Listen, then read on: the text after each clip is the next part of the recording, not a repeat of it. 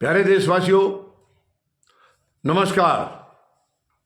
आज अपने ही देश के एक राज्य के बारे में, एक राज्य की पीड़ा के बारे में, यानी मणिपुर के बारे में संतोष मलिक जी की एक बहुत बड़ी चिंता आपके साथ साझा करना चाहूंगा।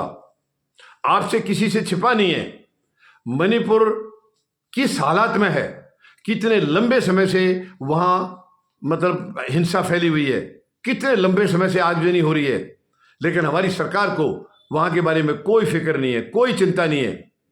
कितनी बुरी हालत है वहां पर, अपने हाल पर छोड़ दिया गया है उनको। प्रधानमंत्री महोदय एक बार भी वहां गए नहीं हैं। विपक्ष चिल्ला रहा है, पूरा देश चिल्ला रहा है, मणिपुर के लोग चिल्ला रहे हैं, लेकिन प्रधानमंत्री महोदय को तरस नहीं आ रहा है कि वहां का दौरा किया जाए, वहां दोनों समुदाय को बिठाया जाए, उनसे बात की जाए और शांति स्थापित की जाए। प्रधानमंत्री महोदय को जरा सी भी इसकी फिक्र नहीं है। प्रधानमंत्री महोदय, सरकार आखिर किस लिए है? क्यों आपको वहां की फिक्र नहीं है? वहां लोगों के साथ इतने अत्याचार हो रहे हैं, बहन बेटियों के साथ अत्याचार हो रहे हैं। आपको पता होगा वहां महिलाओं को नंगे करके घुमाया गया था, नंगे करके परेड कराई गई थी और उनके साथ अत्याचार किए थे। क्या इससे ज्यादा शर्मनाक कुछ हो सकता है? क्या कोई सरकार ऐसे हालात देख करके चुप बैठ सकती है? ये कितना शर्मनाक है, कितना शर्मनाक है और कितनी दर्द भरी बात है।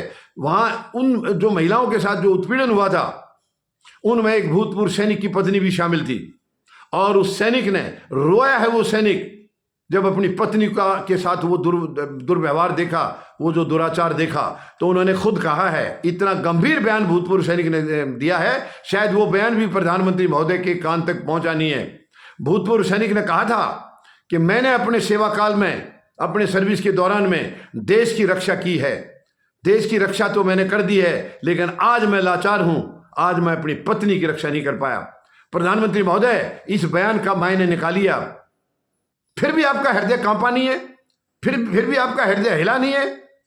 ये सच में इतनी दर्द भरी बात है, बहुत ही दुखद है, ये बहुत ही दुखद है। इतनी कहने के बाद भी प्रधानमंत्री महोदय के कान पर जूं नहीं रेंगी है।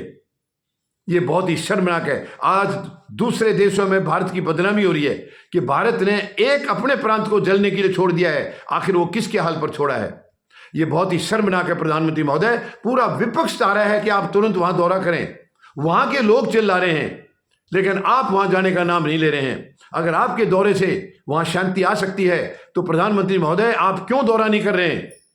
आपकी सरकार वहां फेल है, आप ही की सरकार है, वहां एनडीए की सरकार है, बीजेपी के नेतृत्व की सरकार है।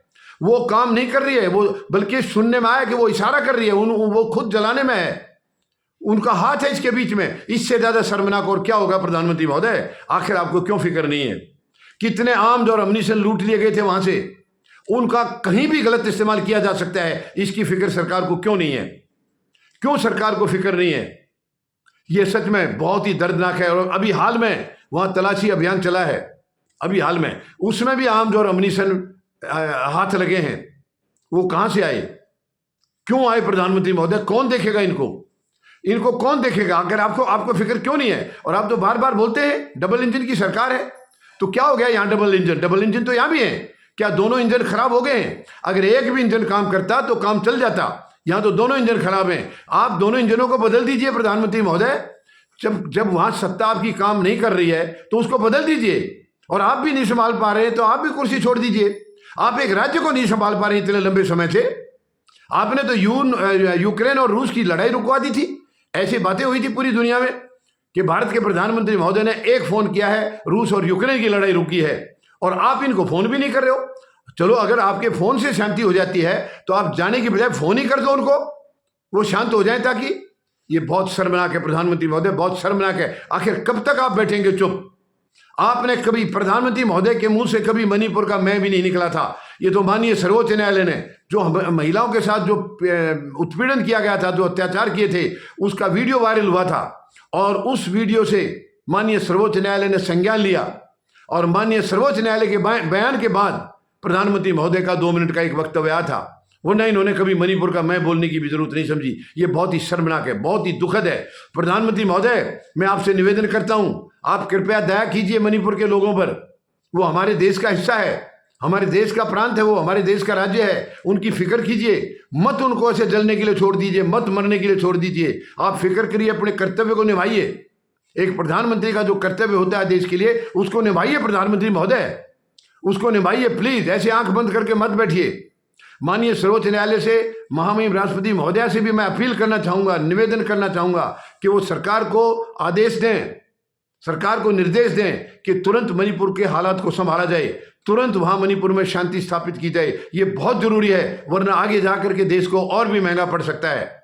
मुझे उम्मीद है सरकार इसके ऊपर कुछ तो जरूर सुनाई करेगी, कुछ तो जरूर एक्शन लेगी। धन्यवाद। जय जवान, जय किसान, जय हिंद।